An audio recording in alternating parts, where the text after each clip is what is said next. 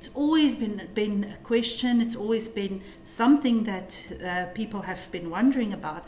But in 2020, when the students got sent home, that is when it became real, and there was a big push to do online learning during the pandemic times when we were all at home and students were also at home. The university gave the students laptops, data, everything for them to be able to learn from home.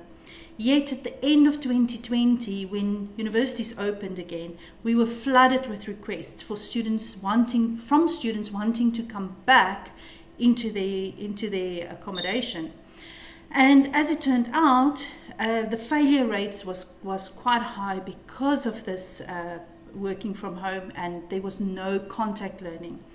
Since then, the universities have pushed, and they have really developed a hybrid model between